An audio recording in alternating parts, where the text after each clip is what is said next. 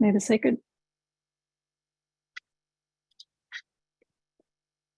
sacred presence of the one who said he would abide in his teaching be our guide. May we follow his glorious example and tread with unfaltering steps his noble path, so we too shall attain enlightenment.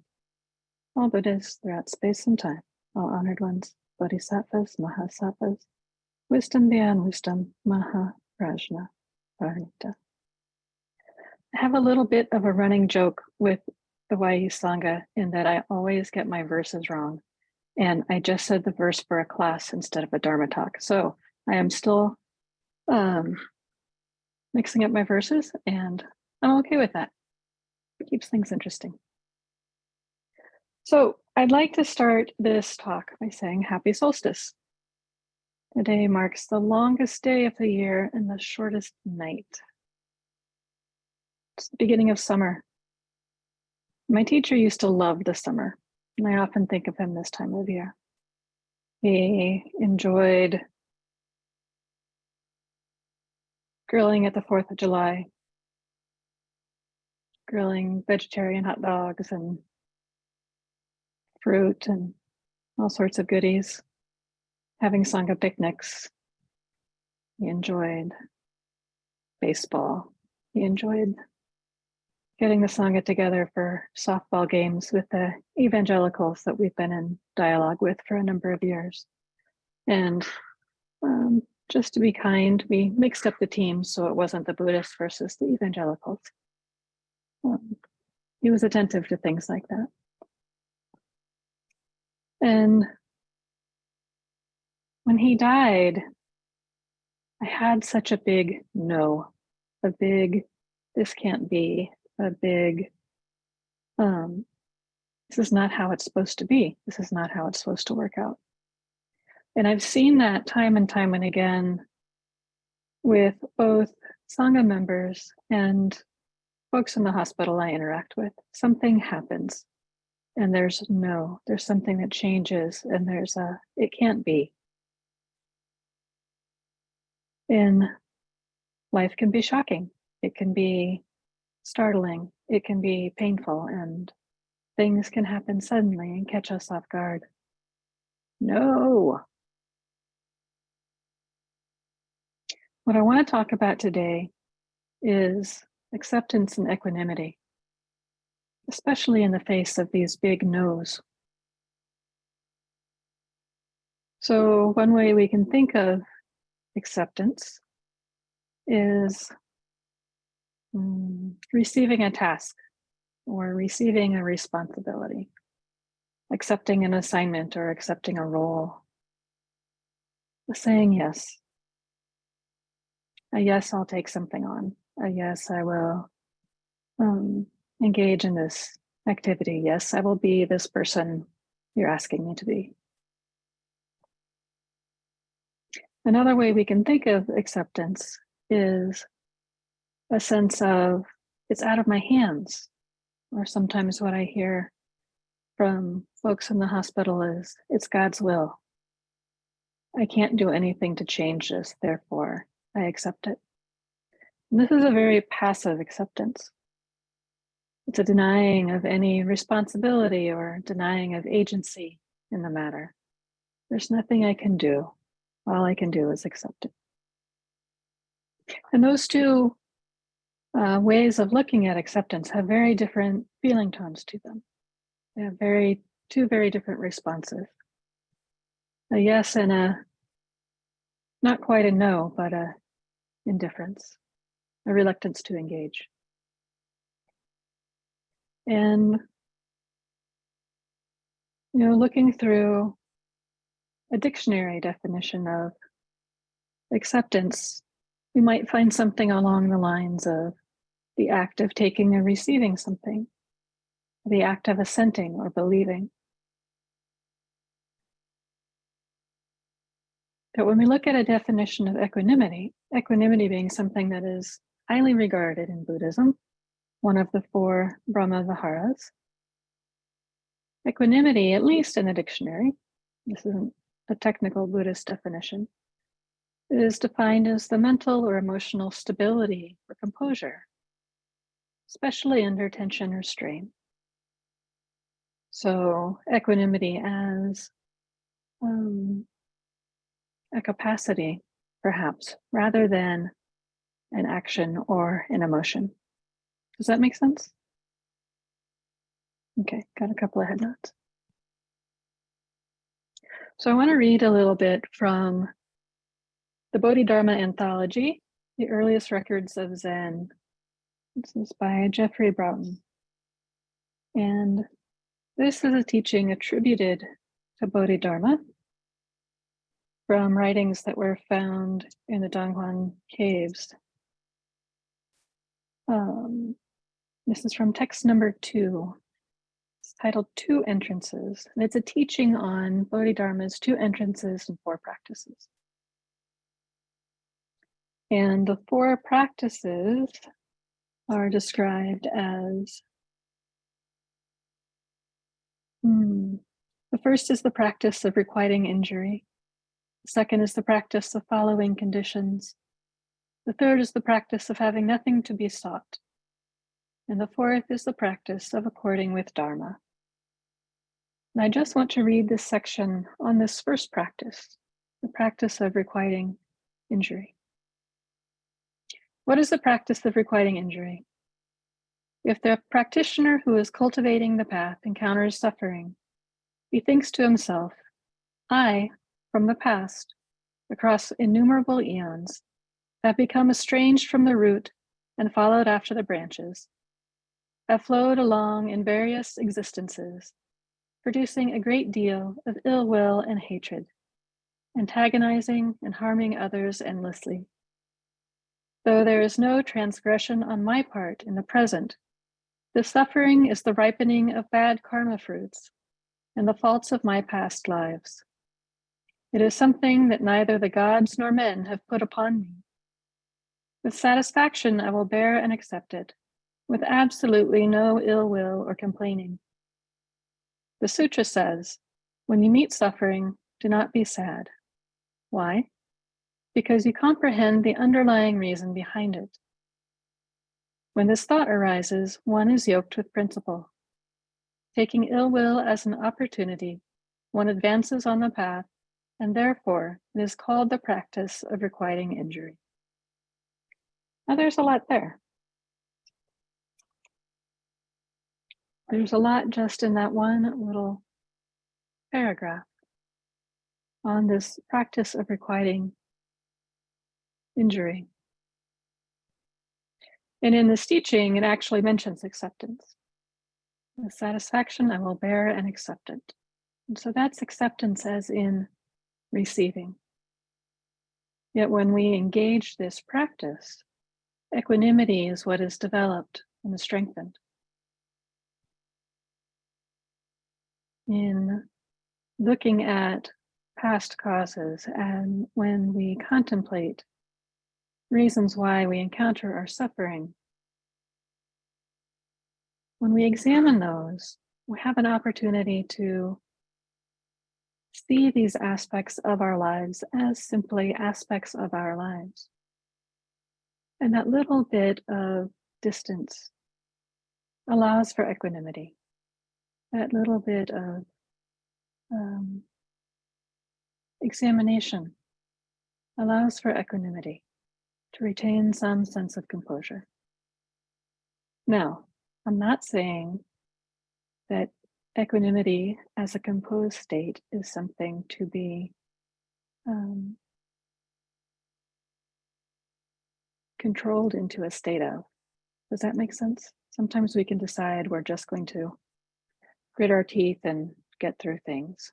And that's not quite what I'm talking about. What I'm talking about is being able to turn towards the difficult things, to make space for them, and to allow equanimity to arise when we accept things as they are. And accepting things doesn't necessarily mean approving of things or of condoning things. So sometimes when I'm examining a concept, I like to think of its opposite. What is the opposite of acceptance? And this is a place where we can get caught. When we think of the opposite of acceptance, it's clinging to something when aversion or distress arises. Equanimity is lost. We begin to fight reality. It's that this can't be real. Grasping onto an I, me, mine, and separating self and other. That was my big cosmic no when my teacher died. That was not accepting. That was pushing things away. And it's something that happens to all of us from time to time. There's also a way in which we can accept things as they are. And this mode is a yes, even when things are painful or distressing.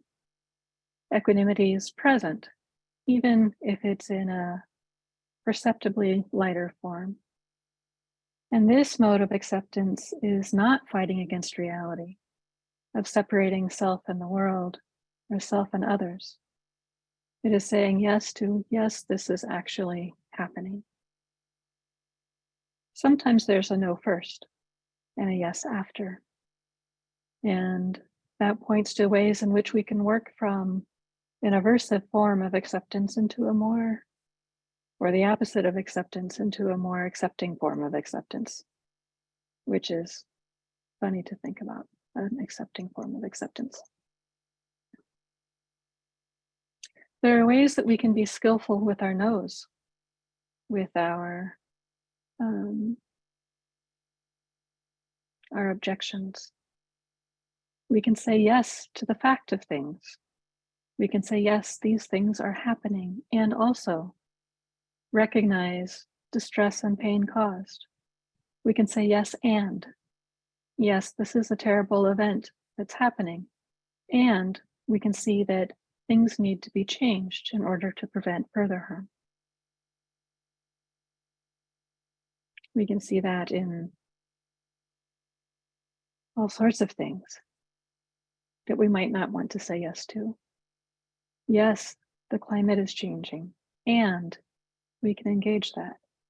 Yes, there are terrible diagnoses, and we can lean into working with our healthcare providers to examine treatments. Yes, racism is a huge problem, and we can still engage the roots of those sufferings and find ways to be skillful and inclusive. Part of that involves seeing the suffering of others and being aware of our own suffering, seeing the cause we harm and seeing the harm that is caused by others. That can all still happen in this realm of acceptance. Going back to when my teacher died, there was that initial no, this can't be. And then there was a sense of, this is, how am I going to get through it? And not even seeing a way forward. And then there was, yes, my teacher is dead. And that over time felt right, but it took time. It took a surprising amount of time, years. So acceptance doesn't have to be a fast thing, and equanimity is often not a fast thing. But it is the practice of acceptance that allows for equanimity to arise. And that's something that came out of this short little teaching by Bodhidharma about looking at causes of suffering and not placing blame, and seeing these sufferings as opportunities to practice. That here is this thing that comes from the causeless past. And yet, we still have agency to attend to it skillfully, to step forward skillfully. If we continue to say no, there's no way forward. It's just more bashing around and bumping our heads into things. But if we can say yes, we can find our way through. Even if everything is murky, a path appears. So the talk for today is very short. It's just that little nugget on acceptance. But sometimes I think those small things can have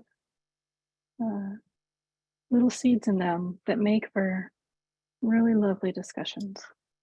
So I'd like to leave you with this sense of, or this question of, where are the places in your life where you have said no, or where you still say no? Where does aversion arise and you fight reality? And what helps you move towards a place of yes or acceptance? And these might be big things or they might be little things, but I'm very curious to hear where this practice of acceptance is alive in your life. And I'll open that for discussion.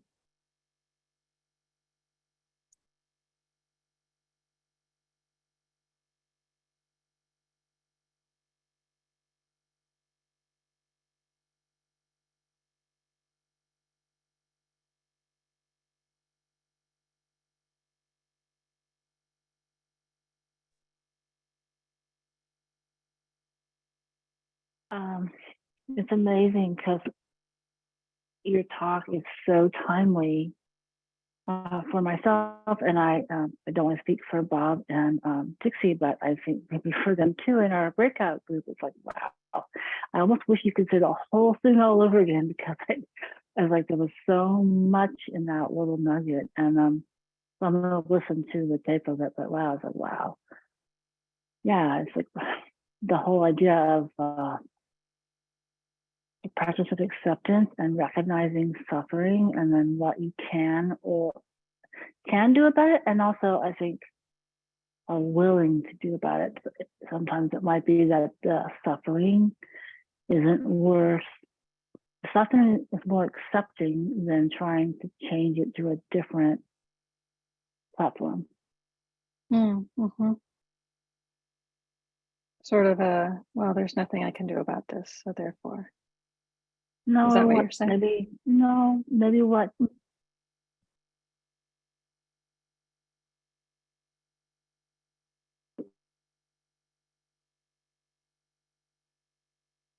not worth doing it, or maybe it's you're getting in the way, or maybe it's just getting really inside myself and saying it's not worth it because there's a lot of really good things that, and so maybe it's like, I remember hearing a talk years and years ago, and it was really good.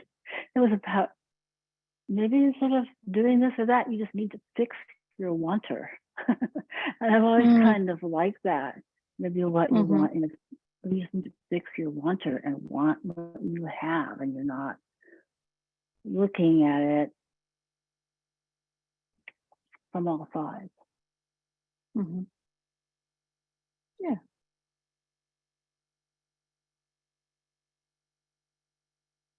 Very excellent talk. I just really, I gotta listen to it again. I'm like, wow, my head is spinning. So much in there. Are there parts you'd like me to go over again or touch on?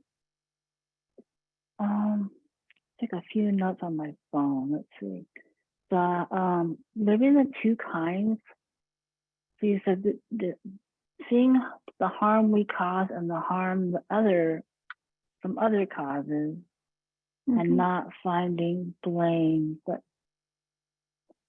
fight realities. What I took, and what helps you move towards acceptance. And then how do you move towards acceptance with being really accepting rather than being defeated? And I'm going to turn that back around on you. How do you do it? How do I do it? I think you said it in the talk too. It's like,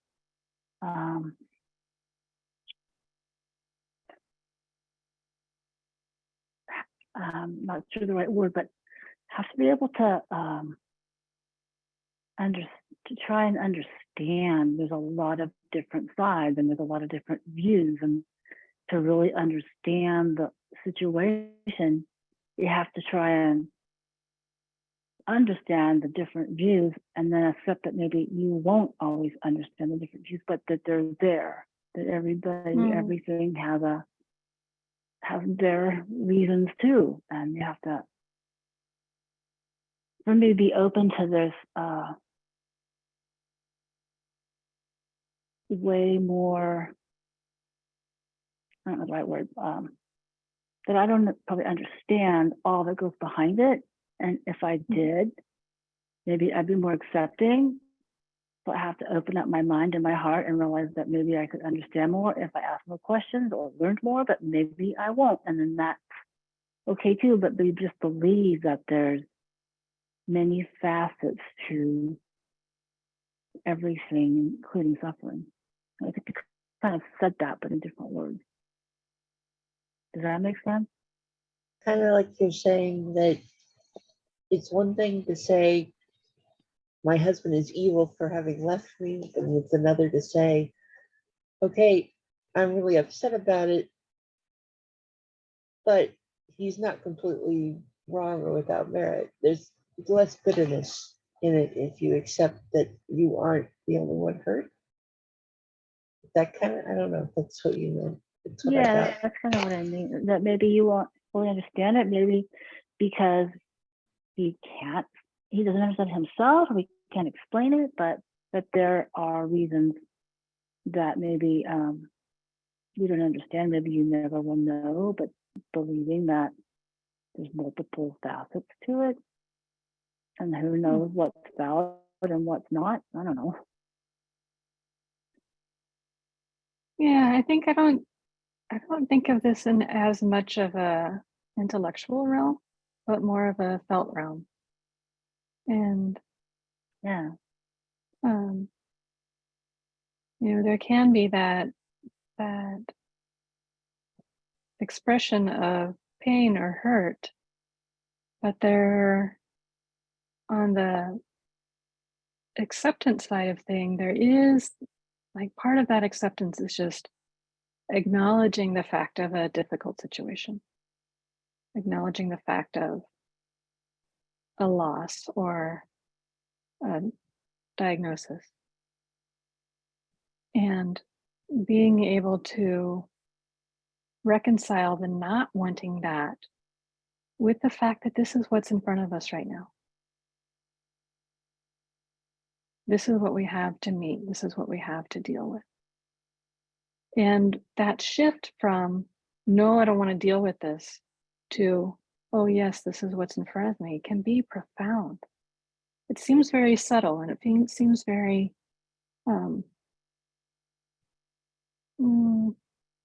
almost unimportant, but it's probably one of the most important aspects of this whole process, is shifting from like, no, I can't deal with this, to this is. Does that make sense? When we can say this is, we can start to step forward. We can start to orient towards it in terms of, how do I meet this?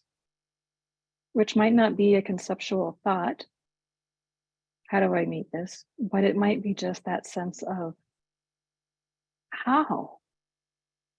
Even in a bewildered state of not being able to step forward, at least at that point of how, there is still an open engagement with what is happening. And it might be that that acceptance comes with emotion. It may come with relaxation. It may come with tension. Like every situation is going to be different. But that willingness to engage with it opens things up. And it might feel really vulnerable, but it can be profound.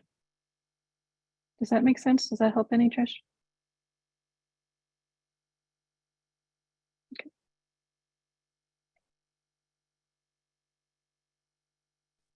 Yeah, it does.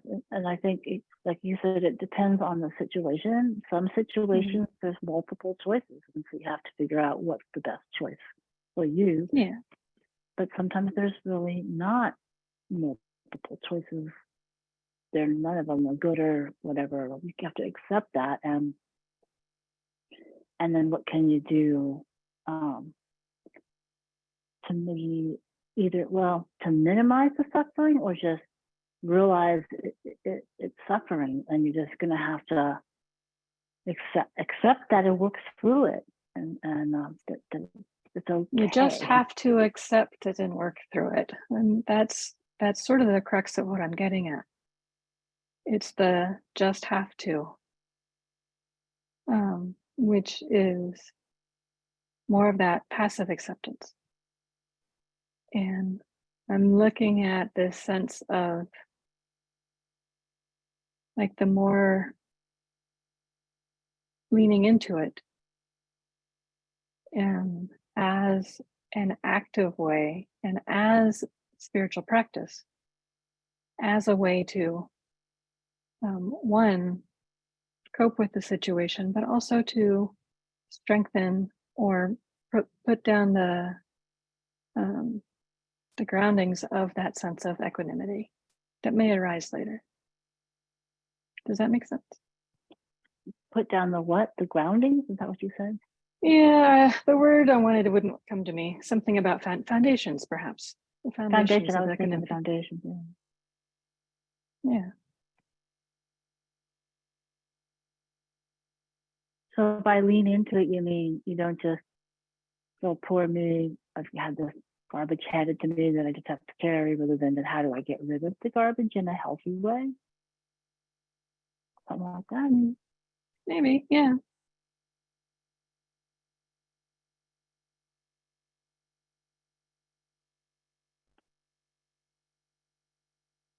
To me, it's like what I'm hearing is the opposite of denial, the opposite of saying this isn't happening, this isn't real, saying instead, this is happening, this is real, what do I do? Yeah. That's good. And it's a huge thing. It's a huge thing, especially in a moment of sudden change, to be able to say, this is happening.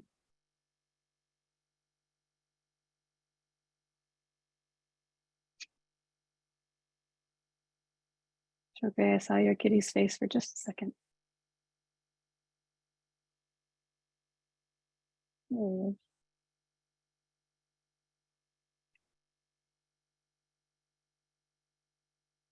How did this land for you?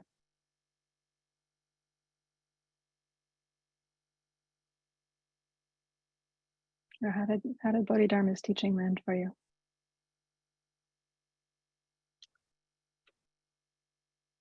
Would you like me to read it again? Okay, I got a yes. Yes. Okay. Oh, yeah. Okay.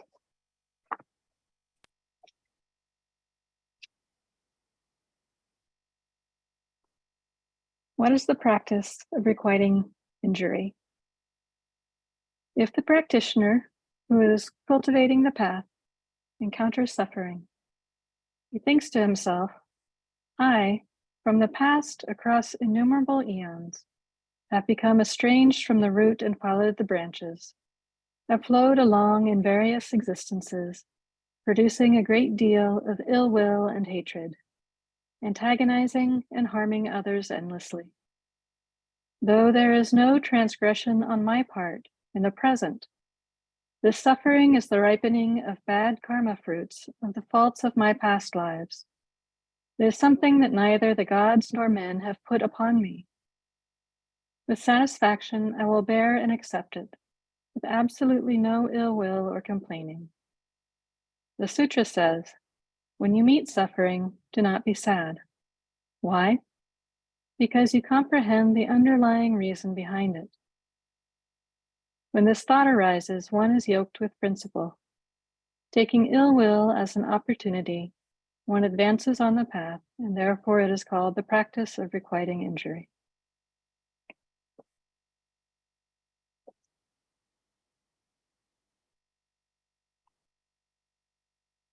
There's a lot in that. It talks about karma. It talks about inheriting the fruits of past actions.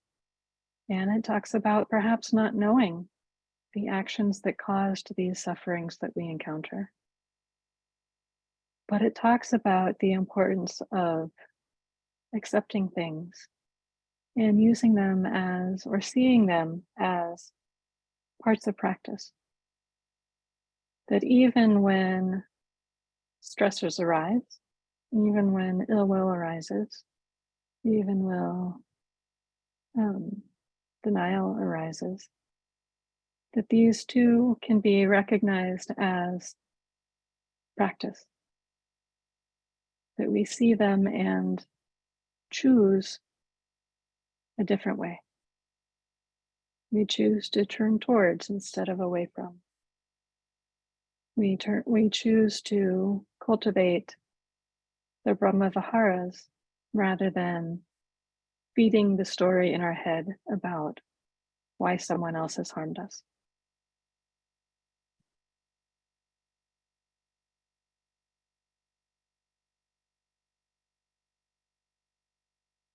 With satisfaction, I will bear and accept it.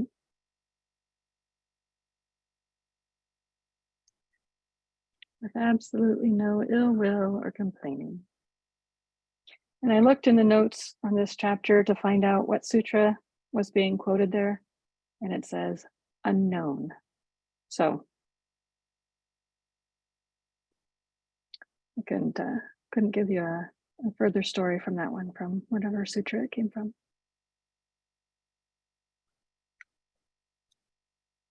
I have a little statue that I got in Taipei. It is a mendicant monk holding a globe and a staff. I keep it on my desk altar and I call it Bodhidharma.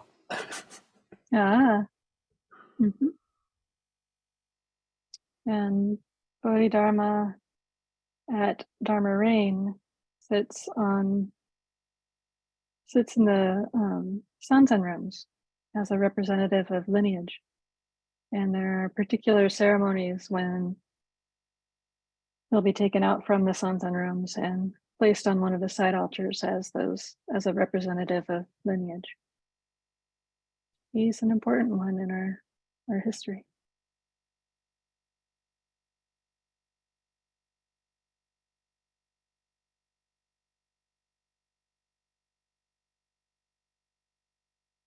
Well, if there's not further questions or comments, I'm going to suggest we end a little bit early and go enjoy this longest day.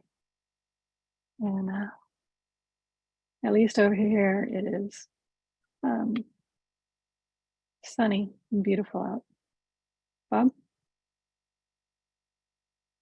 Well, as you know, I don't come to these very often, so I don't know the pattern and the customs.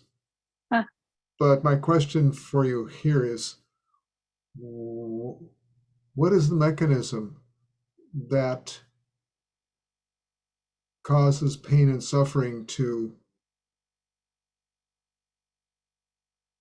dissipate over time? Just time. I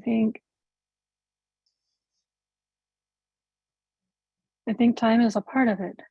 And it's that the time, like Dogen talks about being time being in his fascicle Uji. He talks about how time occurs because we function, as opposed to our Western way of thinking. We function because time is moving forward. And part of the way that time helps, just to go along with this theme of time, is that many, many, many selves arise and fall away. And each self is conditioned by what's happening around it. And so in a moment of distress, acute distress, that cause is right there. That pain is right there. And in the next moment, a different self arises, and that pain or the causes in the past, there's a little bit of separation. And then in the next moment, another self arises and falls away, a little more separation. Perhaps something has changed in the life of one of those selves. Lost for a little bit of separation. I remember when Kyogen died, one of the Sangha members took me out to get something to eat because I had been in the hospital for over 10 hours. And it was just a little thing, but my environment changed. The people around me changed. Just allowed for a little space to get a little bit of difference. So that's one way time helps that sense of acceptance. And I think, these selves arise and fall away so quickly that I think that does have a big impact. That letting the selves arise and fall away. Even a self that's contemplating this stressor as with a new view, something to engage with as opposed to something to push away. That's a different self than the initial self that wanted to push it away. And I'm sure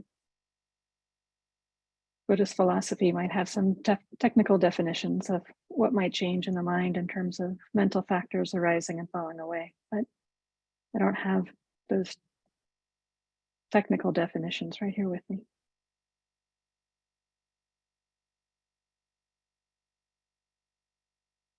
How does that resonate with you?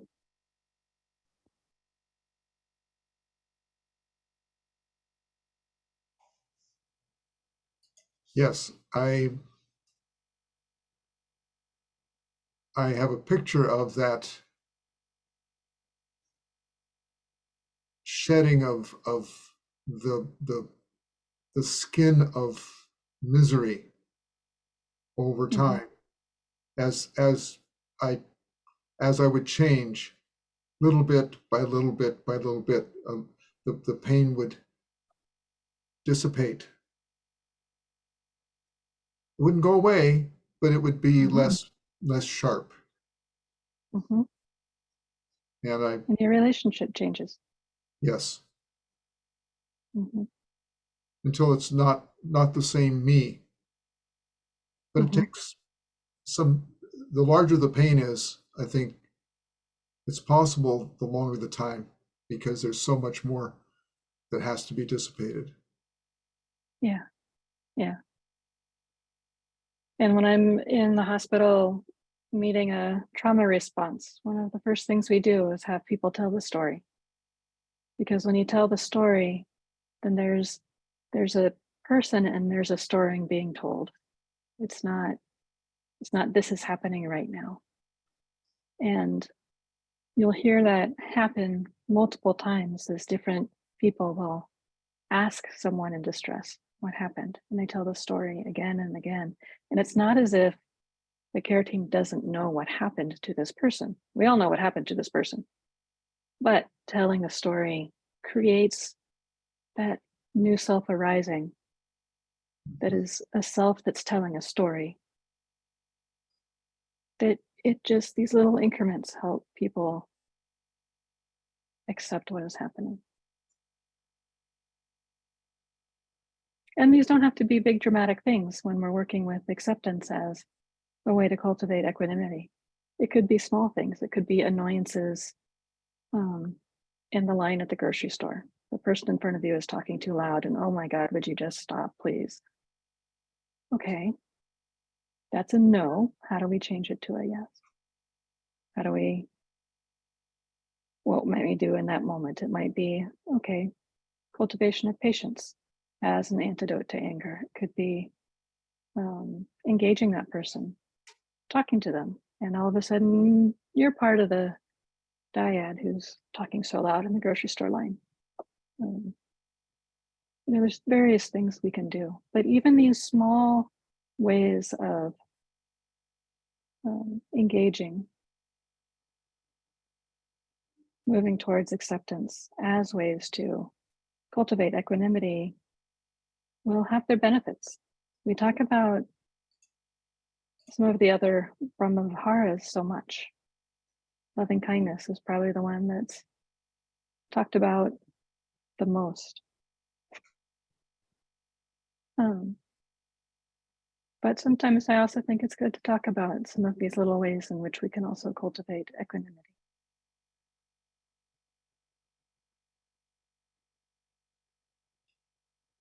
And sympathetic joy and, all the rest of that bunch.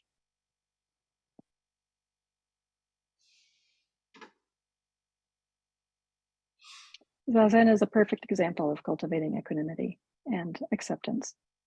When you sit still for 20 minutes, 30 minutes, 40 minutes, and the body wants to move, and you engage that self-discipline to be still, you can either watch next time you sit Zazen. Is it an aversion, a controlling, I must? Or can there be an acceptance of, oh, okay, there's pain here and there's space for that, and a leaning into it. And those little acceptances can build up and create that mind state of equanimity. And look at that, we're at time. Thank you for your question, Bob. All right, please make that show. The universe is as the boundless sky. Just as the lotus is not wetted by the water that surrounds it, the mind is immaculate and beyond the dust. Let us bow to the highest Lord. All Buddhas throughout space and time, all honored ones, bodhisattvas, mahasattvas, wisdom beyond wisdom, maha prajna paramita. And that was the right verse. Hurrah!